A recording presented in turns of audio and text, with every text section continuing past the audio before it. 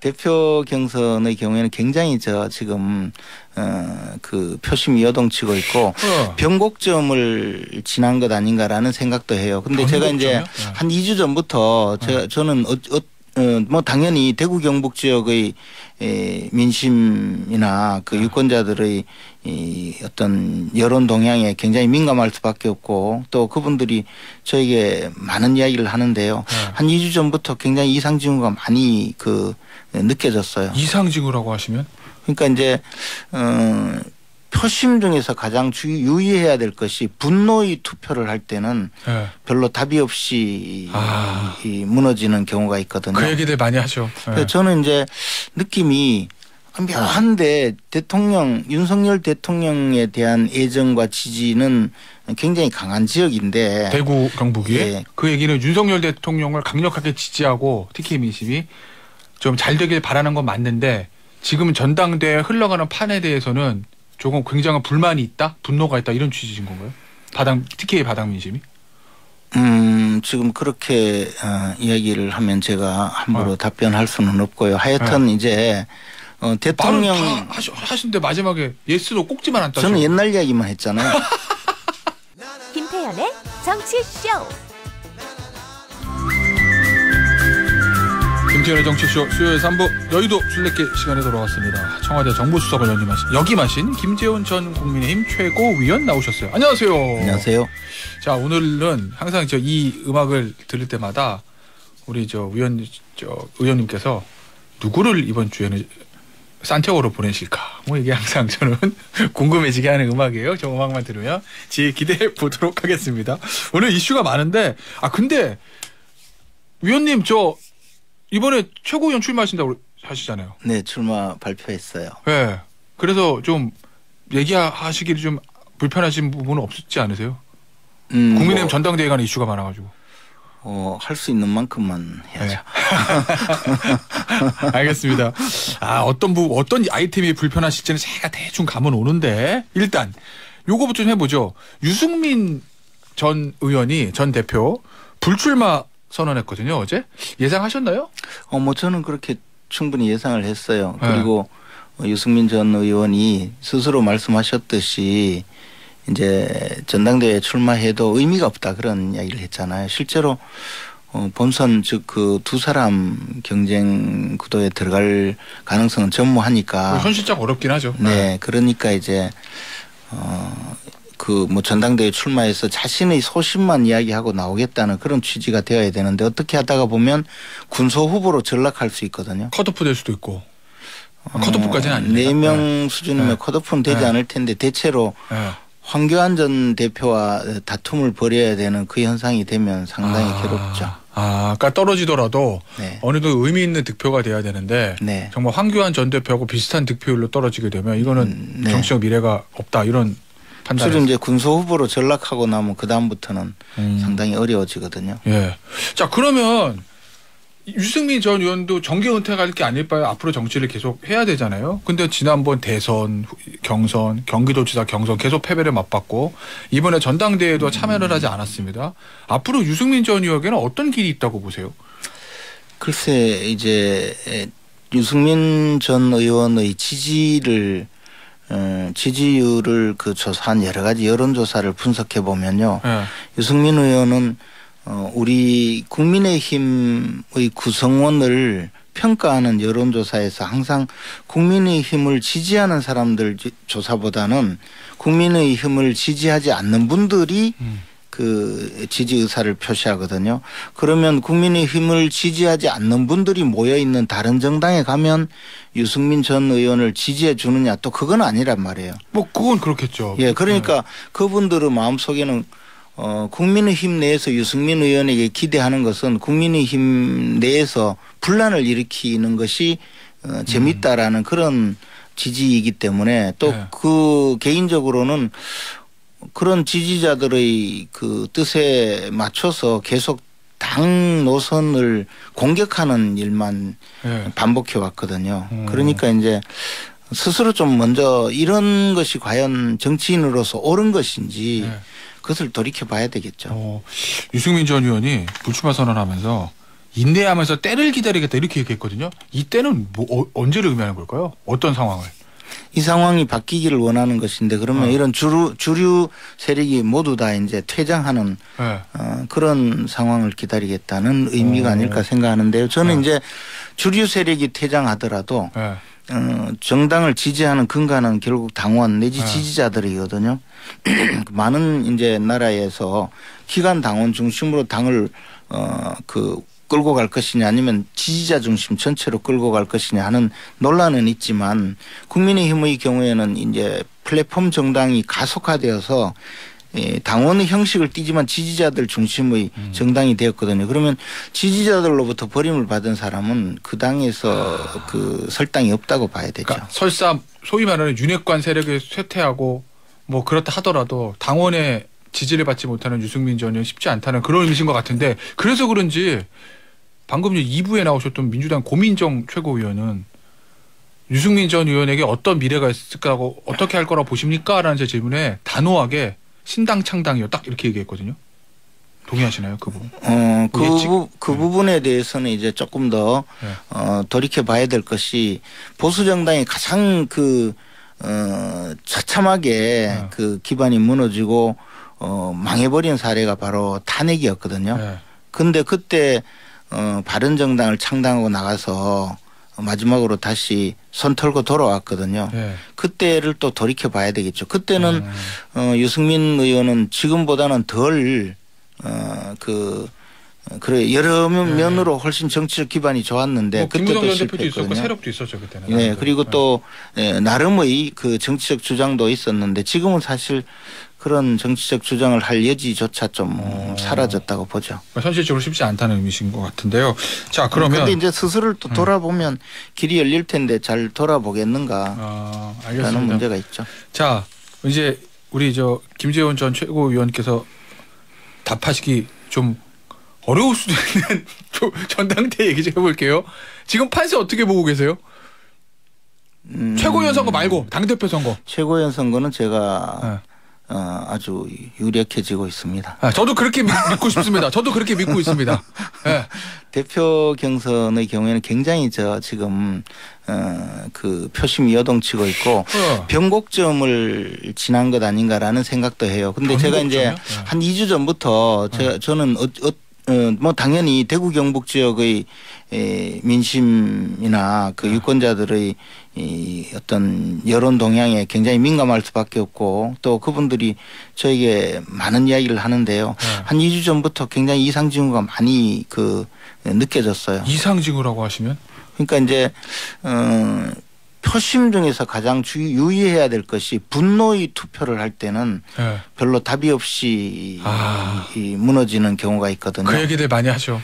저는 이제 느낌이 묘한데 윤석열 대통령에 대한 애정과 지지는 굉장히 강한 지역인데 대구 경북이. 예. 근데 표심에 상당한 변화가 있는 것을 마치 2010년 지방선거 당시 박근혜 전 대통령이 그때 당시에 이제 그 친박연대가 등장하고 2008년 총선 친박 공천 학살에 의한 결과로 친박연대가 등장하고 박근혜 의원이 여의도의 거부권자로 등장해서 사실상 뭐 막강한 여의도 대통령 권위를 누리고 있을 때인데 자신의 지역구인 달성군에 이모 씨를 이제 군수로 공천을 했거든요. 2010년 지방선거요? 2010년 지방선거예요. 그리고 그분이 뭐 무난한 분이었어요. 제가 보기에는.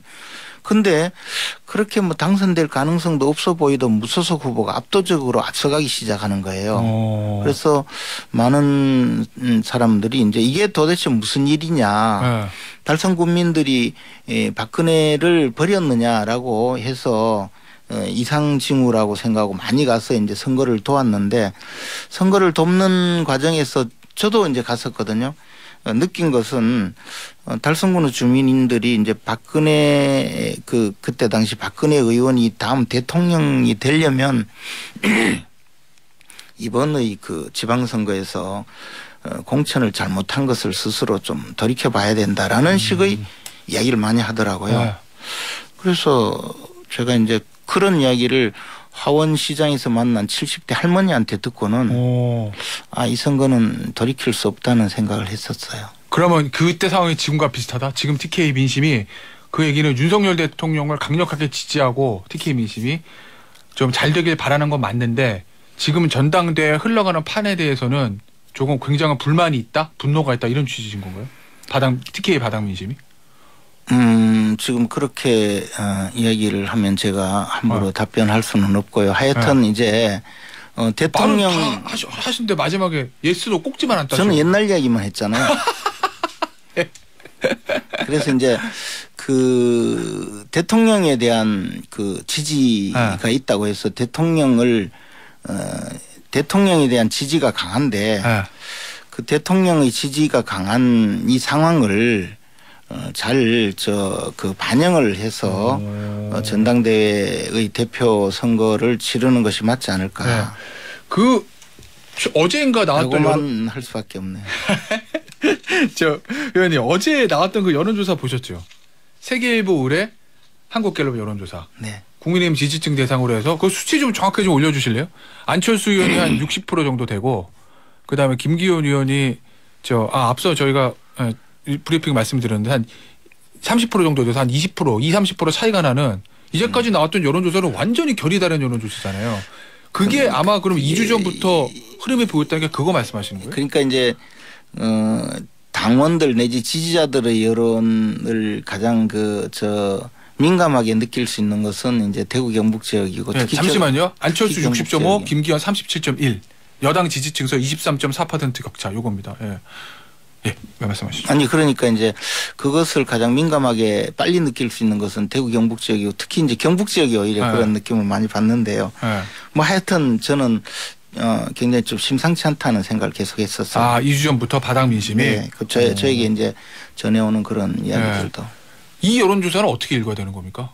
세계일보의 한국갤럽. 그런데 뭐 이제 여론조사는 등락이 있을 수 있고 또 하나는 근데 이게 차이가 너무 저 조사는 이제 지지자들을 중심으로 한 여론조사이고 당원을 대상으로 한 여론조사는 아니고요. 특히 이제 당원들의 표심은 아직 그만큼 따라가지 않았을 수도 있는데 현장의 당원의 민심들도 상당히 좀 바뀌고 있다는 것을 잘 알고 대처를 하면 아직도 길이 있다고 생각을 합니다. 알겠습니다. 어떤 캠프를 향한 말씀이신지는 제가 짐작은 가는데 누구라고 말씀드릴 수는 없어요. 왜냐하면 최고위원 출마하시기 때문에.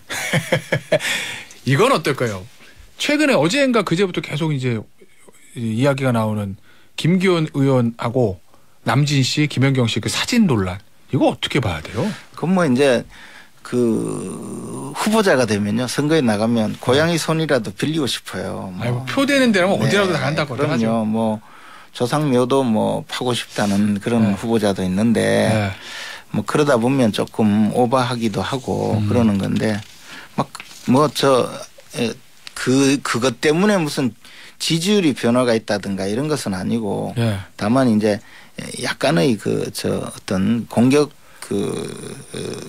빌미를 준 것 정도이고 저런 부분은 조금 빨리 대처를 하면 문제가 괜찮은데 지금 말씀드린 변곡점을 통과했다면 이것은 좀 크게 대처를 하고 전반적으로 새로 돌이켜보지 않으면 자꾸 이제 한번 우리 방향이 맞다고 해서 계속 그 방향으로 가면 결국은 이제 더 빠져드는 경향이 있거든요. 그럼 그 말씀은 김기현 의원 측에서 캠프 차원에서 선거운동 방향이나 선거운동 지금 어떤 하는 일들에 대해서 좀 다시 한번 되짚어봐야 될 부분이 있다 이런 취지인 건가요? 스스로 스스로 이제 방향 전환을 하겠죠. 당연히 이런 이제 선거에 있다가 보면 앞서가고 있다가 어느 날 이런 여론조사가 나오면 이제 굉장히 좀 놀라기도 하고 또 스스로 이제 막 비상회의를 해서 왜 이렇게 되었는가 여러 가지 논의를 많이 하기도 하고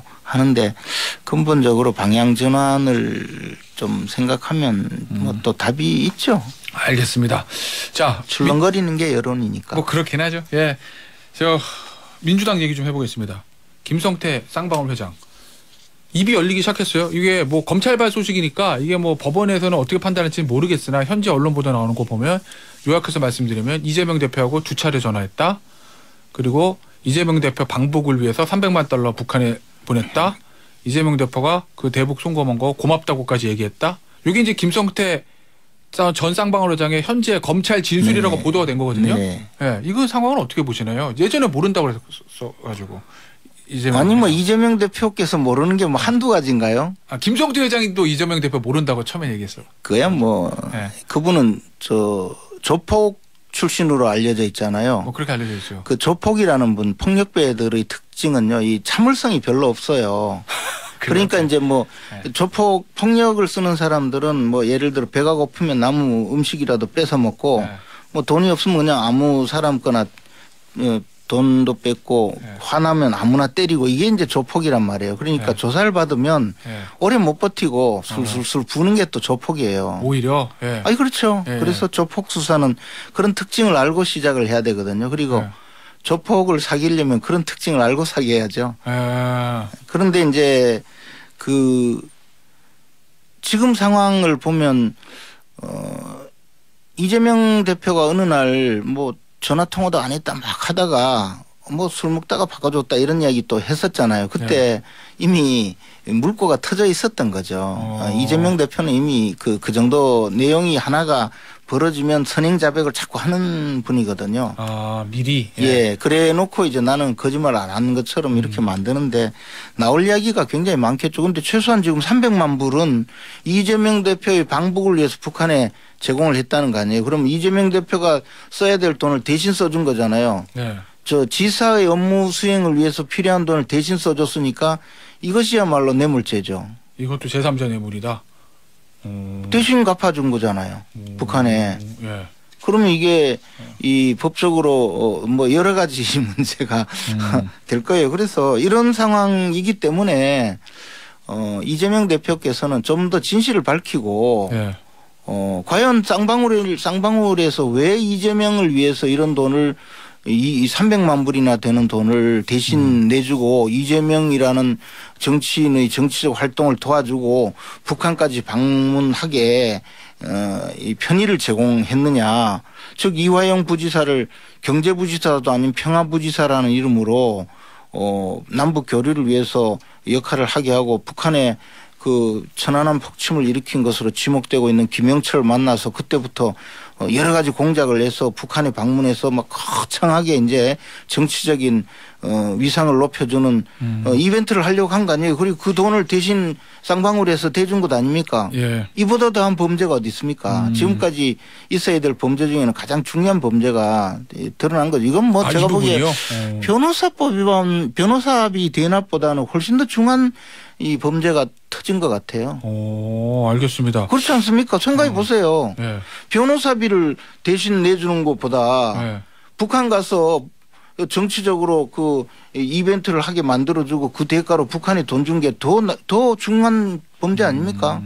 알겠습니다. 이건 뭐 이제 검찰의 수사 결과 이재명 대표한테 한번 여쭤보고 싶어요. 뭐를요? 그게 더 중요한 범죄 아니에요? 근데 이재명 대표는 검찰의 신작 소설이다. 잘 안 팔릴 거다. 뭐 이렇게. 아니 왜 그 조폭이 소설을 쓰냐고 조폭이. 김성태라는 조폭이 지금 진술을 했다는 거 아니에요. 네. 왜 자기하고 관련된 진술이 나오기만 하면 다 소설이고 어쩌고 안 팔린다고 그래요. 전 국민이 지금 궁금해하는데. 그러니까 지금 상황에서 김성태 전 회장의 거짓을 말할 이유는 없다. 이런 취지신 건가요? 검찰에서? 지금 최소한만 이야기했겠죠. 아, 최소한만. 그런데 조폭은 원래 잘 못 참고 다 이야기해요. 그렇습니까? 알겠습니다. 자, 앞서 언급했던 그 여론조사는 세계일보가 한국갤럽에 의뢰해서 1월 26일부터 27일까지 1,006명을 대상으로 실시한 조사라는 말씀드리고 자세한 사항은 중앙선거 여론조사 심의위원회 홈페이지에 있다라는 말씀을 드리면서 마지막으로 오늘 산티아고로 보낼 분은 누굽니까? 이제 우리 유승민 전 의원께서 시간이 많이 남고 인내하신다니까 정말 한 번 더 권하는데 산티아고 순례길을 걸으시면서 이제 후회를 또 많이 돌이켜보시면 좋은 결과가 오지 않을까 생각합니다. 알겠습니다. 자, 유승민 전 의원이 오늘 산티아고 가실 분이다라는 말씀을 드리면서 김지원 전 국민의힘 최고위원과는 여기서 마무리하도록 하겠습니다. 위원님 오늘 나와주셔서 감사합니다. 고맙습니다.